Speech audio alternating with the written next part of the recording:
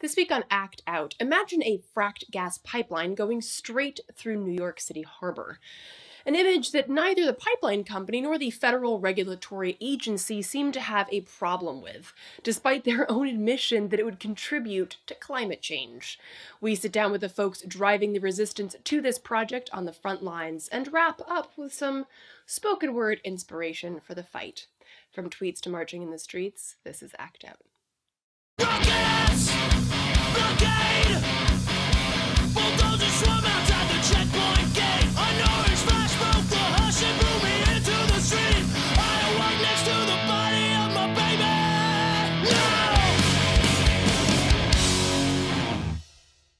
Welcome to Act Out. I'm Eleanor Goldfield, and this is your tipping point. On January 25th, the Federal Energy Regulatory Commission, or FERC, released a final environmental impact statement, or FEIS, lots of acronyms, for the proposed Northeast Supply Enhancement, here's another one, or NESE pipeline, aka the Williams Pipeline. This 23-mile fracked gas pipeline would slice through New York Harbor past Staten and Coney Islands before connecting to an existing pipeline right off the coast of the Rockaways, threatening the very same communities most devastated by and still recovering from Superstorm Sandy. Now, contrary to what you might think, FERC is well aware of climate change. They even mention it in this impact statement. These existing and future emissions of GHGs, or greenhouse gases, unless significantly curtailed, will cause further warming and changes to the local, regional, and global climate systems. Right on. Sounds like they get it. But wait, then why would you give a green light to this pipeline? Could it be because they don't see any potential for greenhouse gas emissions that directly contribute to climate change? Emissions from construction and operation of the project would increase the atmospheric concentration of GHGs, in combination with past and future emissions from all other sources, and contribute incrementally to future climate change impacts. Okay. Well, that doesn't sound good. How are you going to qualify that statement? However, there is no widely accepted standard per international, federal, or state policy, or as a matter of physical science, to determine the significance of the project's GHG emissions. So your reason for greenlighting this project is that, it'll be bad, but since you can't find any standard that tells you exactly how bad it'll be, it makes more sense to just kind of go ahead with it. What? So, there actually is. It's called science, most popularly found in the most recent IPCC report that even released a nice little summary for policymakers so that regulatory agencies like FERC could see what they need to do in order to, keep us all from dying. And even before that, there was the Paris Agreement, too flaccid to keep us from dying, but still something that you still could have grabbed a hold of as an internationally accepted goalpost for addressing greenhouse gas emissions, thereby not being dumbass pieces of human trash announcing your putrid hypocrisy in the seldom read pages of an ironically titled final environmental impact statement. Going for the double dip on hypocritical dumb shittery, FERC wraps the FEIS with this sentence. Therefore, with the possible exception of climate change, we conclude that cumulative impacts would be insignificant. What? With the possible exception of climate change, we conclude that cumulative impacts would be insignificant? That's the only fucking significant part of any of this. It's the only thing that matters in your entire job. It'd be like a plane mechanics crew performing a mechanical check on an airplane and deducing that, with the possible exception of not being able to fly, this thing is ready to take off. Are you absolutely fucking kidding me? This isn't simply a matter of folks not doing their job that well. This is a matter of people actively pushing us towards climate chaos. This should be considered a war crime. The level of crisis that we face cannot be underestimated. The destruction of irreparable environments due to our extractive industries is already killing and displacing millions of people, not to mention plants and animals. Considering this, should we not think of those who knowingly perpetuate climate change on a large scale as war criminals? And for those of you thinking, but wait, I know about climate change and I drive a car, am I a war criminal? We all exist on a hypocrisy spectrum where we knowingly contribute to waste and pollution, of course. And we should always strive to mitigate our impact while also recognizing that on a personal scale, we can't save it. Without addressing and shutting down the industries that hold the noose, as was reported in 2017, those 100 companies that are responsible for 71% of all global emissions, unless we shut that down, we will be left holding a reusable bag as the world burns. And that is why we have to look at regulatory agencies that greenlight hundreds of dirty energy projects knowing full well the realities of climate change. We shouldn't consider the threshold of our personal responsibility to be greening our home and our personal lives. The threshold of our personal responsibility extends way farther than that, to standing resolutely in the way of these kinds of projects and unapologetically calling out all those who try to push them through. Last week, members of the Stop the Williams Pipeline New York coalition gathered in Albany for a press conference, calling on Governor Cuomo to stand by his supposed green ideals and put a stop to the proposed pipeline project. The group delivered signatures and said that this would serve as the first test of Cuomo's support for the Green New Deal. As of the taping of this show, Cuomo has yet to respond. For more on this project, the potential impact, and the growing resistance to it, we sat down with Lee Zishi, organizer with Sane Energy Project, and Laura Schindel, organizer with Food and Water Watch. Take a look. I think people might find it unbelievable that there's actually a proposed pipeline that would run basically into the city, like into the Rockaways. Talk a little bit about this pipeline project and what that means for New York. So New York State banned fracking, but we're continuing to expand our use of fracked gas. So Williams and some of the utilities here, like National Grid, are saying that they need more gas. There's lots of studies that show that that's not the case, but there's this huge expansion going on in our country right now where there's all this gas just sitting in the Marcellus Shale and people are trying to create markets for it. So New York City is one of those places. And so what Williams is proposing is to bring gas that was fracked in Pennsylvania. So we said, we're not going to frack here, but it's okay for us to use fracked gas.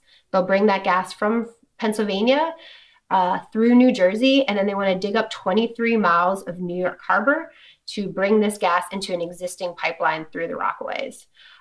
It's insane for a lot of reasons because we know that frack gas is really bad for the climate. So to be bringing this gas through a community that was devastated by Hurricane Sandy, it's just insane. What's even more insane is that Williams is kind of using communities in the Rockaways, like the NYC housing development, saying, oh, these people are freezing because there's not enough gas. And that's just simply not true. You know, these buildings haven't been upkept. You know, we're not funding NYCHA correctly. And you know, we have enough gas right now.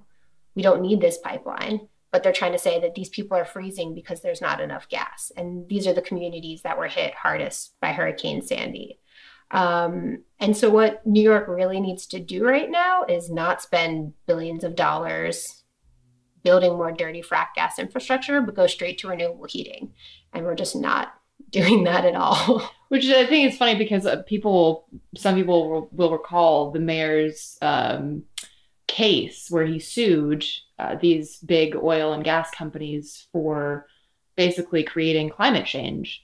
And he used Sandy as an example of that destruction. And yet here we are looking at a possible pipeline through the harbor. What about renewables in New York? Like, is that a viable market? Is that growing or? It's growing very slowly because there's no political support behind it. And, you know, there's been our entire economy right now is still based in fossil fuels. So National Grid is spending $200 million a year converting people to gas boilers. And actually, interestingly enough, another former mayor of New York, Mike Bloomberg, who claims to be a climate leader, is actually the one who started off this massive transition to gas in New York City. He banned number 4 and 6 heating oil, which was really good because they were really dirty when they burned and they were hurting people and it's bad for the climate. But instead of creating an ambitious plan to invest in renewable heating, he supported the conversion to gas, and still today, as a faux climate leader, says that gas is a bridge fuel. So we have this mass conversion happening, And New York City doesn't really have a plan for it. You know, if this city is going to go to renewable heating, it's going to take a massive plan because we would need to do geothermal by blocks. You know, you can't just do individual buildings when you're digging into the streets of New York City. So it's definitely possible, but nobody is really putting forth that vision. And at least like city council people and other local kind of officials that I've talked to when talking about the pipeline are definitely not putting forth that vision and are too scared to do it. You know, they're kind of bought off that like, well, we have to do this transition to gas, and you know, the other stuff is too expensive. But that's just because there's no political will behind it, and we're still subsidizing people to switch to gas. And subsidizing big oil and gas. Yeah. I mean, the fossil fuel industry gets 5 times the amount of subsidies as renewables right now. So switch that to renewables. But I mean, the problem is, you know, the way our utility model is set up right now, National Grid doesn't make any money if everyone's able to generate their own heat and power right there on site. So they're fighting this thing and putting all this money into this transition that's going to put this city underwater. It's insane. The area that they're putting this pipeline through New York Harbor, there's a ton of toxins on the seabed floor, industrial toxins that came from the development of, you know, New York City, lead, PCB, arsenic.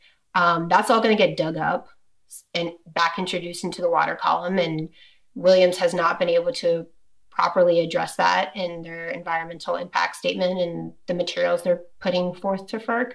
FERC doesn't include the impacts of climate change. They say that they have no ability to calculate that kind of thing, which is ridiculous. So the thing that I would use is there's an amazing team of Cornell scientists that have studied this and found that frack gas infrastructure has about a 5 to 12% leakage rate. So use that number. How is that going to leak all along the pipeline from the fracking wellhead? So if you look at those impacts, those are 2 huge impacts right away. This is also going through areas where there's endangered species that have migratory patterns. You know, these companies say like, oh, everything's going to look the same, but like go to where these pipelines are. They're actually completely destroying and changing landscapes. You're seeing landslides, and I mean, pipelines explode now because they change the landscape so much. You know, when I gave my comments to FERC, one of the questions I had is, oh, are you including sea level rise, and how's that pressure going to affect your pipeline underground? And they kind of like had that look like, oh, well, that's not a bad idea to maybe think about, because they're not considering any of these things. I mean, we know FERC's rubber stamp though for the fossil fuel industry. They didn't even want us to give public comments. I mean, they don't want us to be a part of this process, but we've figured it out now, and we kind of go through those steps. But also we're prepared here in New York City if this pipeline moves through to, you know, do direct action and stop it, because if it gets built, you know, all the places where this gas is going will be underwater much, much quicker. And another thing that they've obviously used, which is the tired trope of jobs. It's going to be great for jobs, which is how they get, you know, unions to come on board with this idea. Do you have any sense of, I mean, one example comes to mind is like the Bayou Bridge pipeline in Louisiana. They promised jobs, but then the Energy Transfer Partners admitted themselves that there's only going to be 12 permanent jobs. So you're destroying all of this for 12 permanent jobs. Do you have a sense of that kind of tired argument about jobs for this pipeline? Yeah, I mean, I haven't even looked at the jobs numbers. Like, I don't really, you know, I know those aren't true, but I mean, first of all, Williams is an Oklahoma-based company. And what we've seen in a lot of these people, you know, when they're building pipelines in PA is that those workers aren't local anyway. You know, so is anybody in the Rockaways going to get a job building this pipeline? Probably not. And then once it's in the ground, it's gone. But this area is also really great for wind. And those are jobs that could be there forever because those things need to be maintained. And there's a small portion of this pipeline that crosses over a path that they're looking for wind and studying wind. So if we really want to get jobs out in Staten Island and Coney Island and the Rockaways, those communities that will be closest to this pipeline, it should definitely be building windmills and having that be the economy for that area. Construction of the pipeline would require dredging under the water.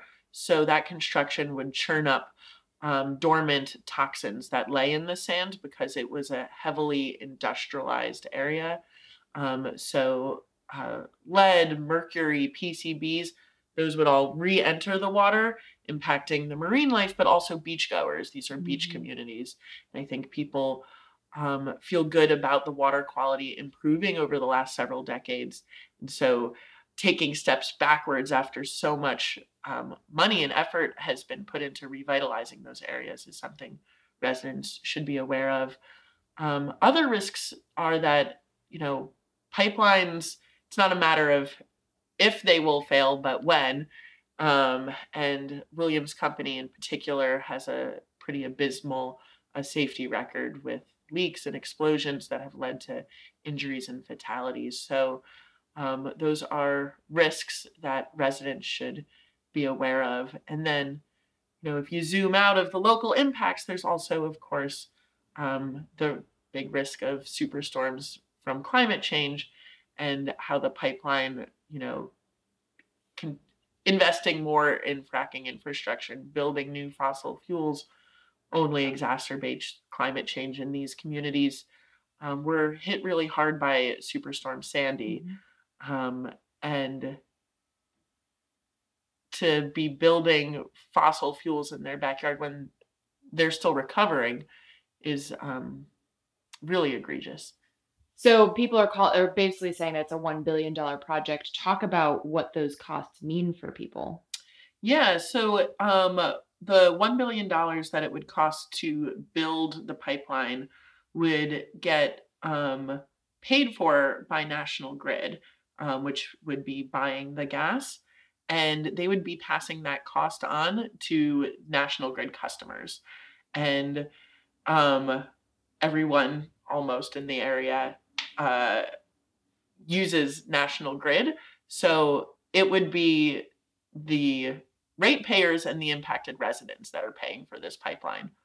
And as per usual, I'm guessing these are a lot of low-income, already marginalized communities that would be suffering from this. Yes, absolutely. No one wants their rates to go up, especially not for such an insidious project. Yeah. So when we talk about it being $1 billion, that's not like just coming from big investors. That's coming from the people who live here. Exactly. What kind of, if any, that you know of, sort of lobbying from Williams and that industry in terms of trying to get the people in power to just greenlight this project? Well, one thing is that Williams, right off the bat, once the project got proposed, they started donating money to little local groups in the impacted areas in the Rockaways and in Staten Island. I won't name drop any, but already trying to buy support from the community. And they've also hired some insidious marketing consultants to try to spread propaganda about the pipeline. And so they've got a lot of money and they're trying to sway public opinion, but they're getting met with a lot of resistance. They had an ad on public radio at WNYC, and activists from our coalition made some noise about that and were able to convince WNYC to stop running the ad. So, they fight hard, but we're fighting back. The other thing about New York is that I think around the country, people expect New York to be ahead of the curve with progressive policies and with climate policies. So I think building fossil fuel infrastructure here, in some ways, other states would consider that a green light to build it there because, if it's good enough for New York, it's got to be good enough for us. So we really see, stopping the Williams pipeline and other fracked gas infrastructure in New York important not only for those communities and for our state, but I think what we do in New York in some ways sets the bar for what happens elsewhere. And it's really important that we raise the bar because it's awfully low right now. So talk about the coalition that's working on this specific pipeline and some of the, where are you at in terms of the organizing? Yeah, so there's a lot of New York City-based groups, as well as Staten Island. There's also a really strong organizing force happening right now in New Jersey, where the pipeline will go through because they need to build compressor stations. Some of the, I think there's a cool intersectionality happening here right now in New York City. We work with a lot of groups that are also working on housing justice. So looking at this as like a housing issue as well and a climate justice issue. Talk about some of the ways that people could get engaged with this fight. Well, the most important thing is to focus all our energy in convincing Governor Cuomo. At the end of the day, he's the one who is going to say yes or no on the pipeline. So the first and easiest thing to do is to give Governor Cuomo a call and ask him to stop the pipeline. And you could do that at the phone number 888-997-5380. But after you make that call, we want, people to continue getting engaged. And so you can go to stopthewilliamspipeline.org to sign our petition and get in touch with folks on the ground. What we're really focusing on is Governor Cuomo, because this pipeline also needs to be approved by the New York State DEC.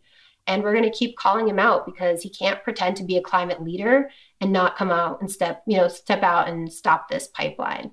There's been a lot of influence from Williams on our government.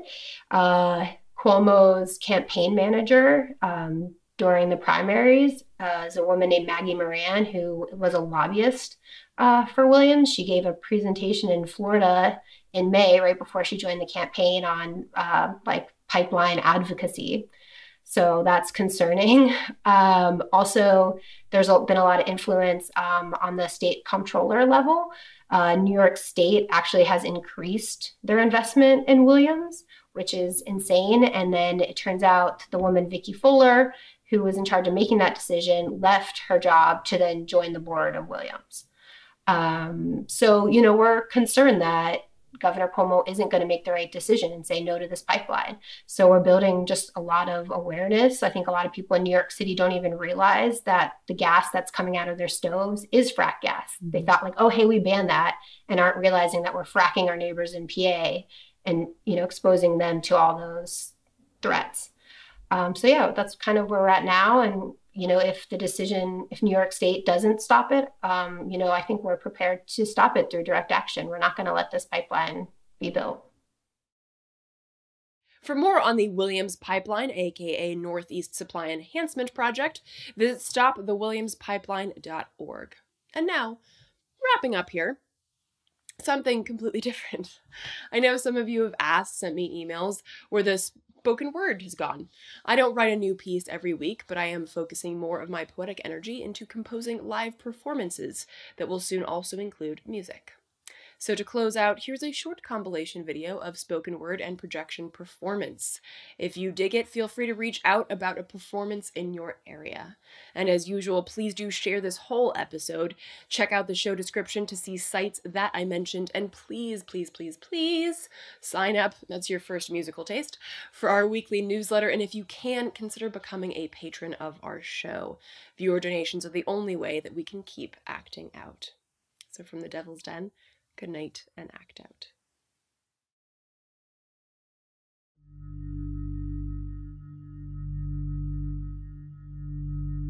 The low lives at their low lives, dreaming big and getting high. Is this what it is to be alive? No, I won't shudder inside, be quiet and hide, simply because I cannot derive the perfect conclusion to topple the system from way far outside. But there's no chance that we can win if we decide our lives are sin, our battle cries debased, because in that pit of death, destruction, madness, we hold on to guilt and sadness instead of rising up to hold the diggers of that pit accountable. Rebel, because it's the only way that this will get better. Fuck keep calm. We're yelling, propelling forward, putting people over profit, planet and peace, over putrid holes filled with cheap plastic, bombastic nationalistic shows of a hollow pride. Yes, we need outcries at least, trials for war crimes instead of libraries named for trigger-happy fools, illiterate tools who couldn't spell their way out of elementary school, where children left behind seek heil to monopoly men on high, learn how to stay in line and count time based on 8-hour workdays, 365.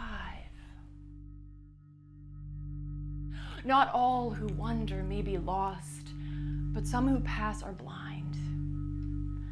Blind to beauty, not for sale, but for free and made to heal. A street musician peddling tunes to tone-deaf shoppers dodging truth. In a capitalist fire built on a pyre of justice and right, is it wrong? Yes, I do shower, use dirty power. Yes, some of the plastic that floats in the ocean, a viscous, sick potion, is mine.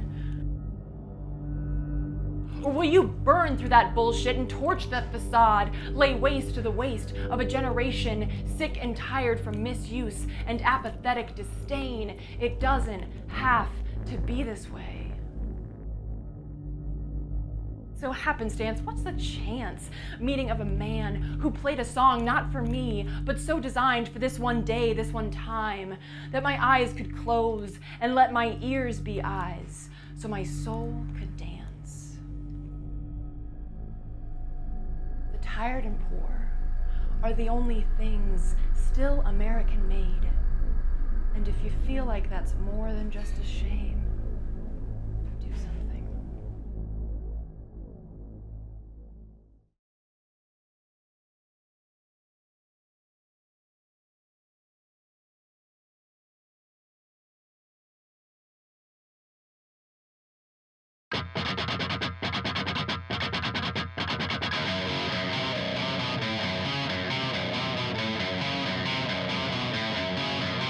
I can hear the boots are stomping.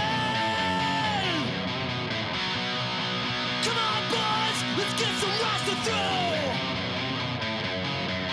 I can't stand to hear my father cry anymore. Time we left for nothing, motherfuckers dead in the road. We've been begging up inch by inch, we got nowhere else to go. It's been too many years since you pushed and served my shove. I'm not